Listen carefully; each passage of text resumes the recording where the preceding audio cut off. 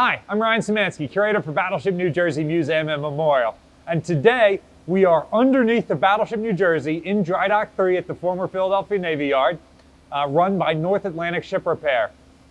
And in today's video, we're going to talk about the blanks on the ship, and in particular, this blank above us, which is the one that we knew had failed back in Camden, which is one of the reasons why we scheduled this dry docking. There are roughly 165 through-hull openings on Iowa-class battleships. Those are things like the rudders, the propellers, and then things like this. All of them allow water to get into the ship for various reasons. For example, the evaporators need to be drawing water in to turn it into fresh water, and then they need another hole to flush that salty residue, what's left of the water, back out. The condensers need water to come in, to cool the boiler feed water, and then a place for it to come out. The air conditioning system requires cooling water. There are needs for water and all sorts of things. The various tanks, some of them are supposed to have fuel in them, and then once the fuel's out, you ballast them with salt water. So those need openings to add water in and take water out. So there are just a ton of openings in the bottom of the ship, and when a ship is mothballed, you don't want those there. The valves on the inside of the ship are not being inspected very frequently. There's tons of them, and they fail over time. So if one fails, then all of a sudden you see your bilges flooding. So the Navy welded these blanks over the ship. Blanks come in two general styles that I've seen. Sometimes it's just a flat plate welded over the hole, but those are fairly difficult to remove. The Iowa-class battleships were decommissioned with the intention that they would be brought back into service if ever needed again. So they received box blanks. You can see that it's a box that projects around the exterior of the hull. And that makes it very easy to cut around the top of that weld and remove those. We know that the Navy used box blanks during previous decommissionings of the ship as well. You can see that the blanks have pad eyes on them, and that pad eyes were welded in the hull as well. These would be cut off when the blanks are removed, but they're there to help raise this chunk of metal up into place. Other features of the box blanks include the number. This one seems to be 102, so that they can look at it on the list. And this plug here that's been welded.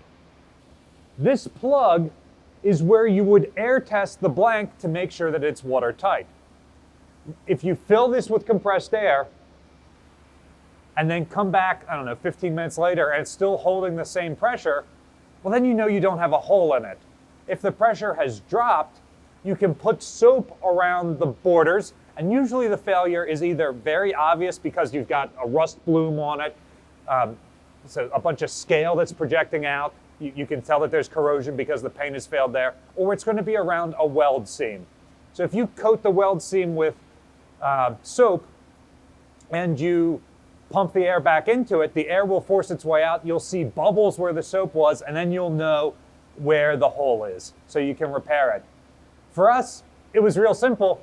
We previously knew that this blank had failed, and we've done a video before talking about the damage control actions we took to get the ship from there to dry dock. There's a link in the description below where we climb inside this condenser and talk about the repair. So this one was the first one that we wanted to test because we're going to have to repair it. We're not sure if we'll have to repair any of the other ones.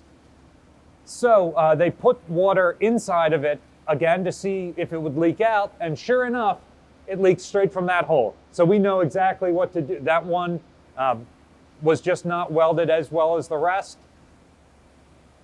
You know, they're putting a ton of these on. It's perfectly possible that that some of them fail, which is why we're testing them. If one can fail, then others will. So this one will be an easy fix, and then we'll see how many more we have later in the future. So we've come out here so that I don't have to squat anymore. I would not make a good baseball catcher. But here you can see a regular blank, like one of the flat blanks I was describing earlier.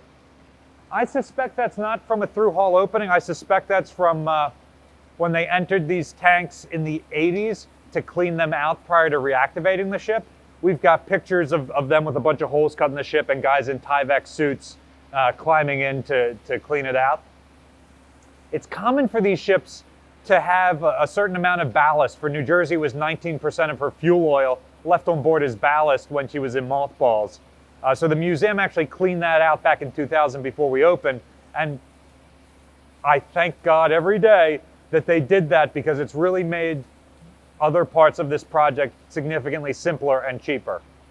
But you can see that that's just a flat blank right there, much more difficult to cut out again compared to the box blank that we were just looking at down there. And you can see these things are the entire length of the hull. There are just openings all over the ship for various systems to get their water from. If you're interested in seeing these box blanks for yourself, be sure to come out for one of our dry dock tours Saturdays and Sundays in April and May. Remember, we're limited in how many tour slots we have because we're limited to daylight hours and to a certain number of guests on each tour group. So get your tickets now before they sell out. There's a link in the description below, or you can go to battleshipnewjersey.org. How many blanks do you think we'll have to repair? Let us know in the comment section down below. I think that we got at this early enough that this one that was the known problem will be the only one we have to fix. But we'll do future videos where we talk about it. So get your bets in now. Any Battleship bookies out there? Battleship New Jersey receives operating support from the New Jersey Department of State, also from a number of other businesses and private individuals like yourselves. We really appreciate your support. It's what's allowed us to dry dock the Battleship. You can also support us by liking, sharing, and subscribing so more people find out about us in the museum. Thanks for watching.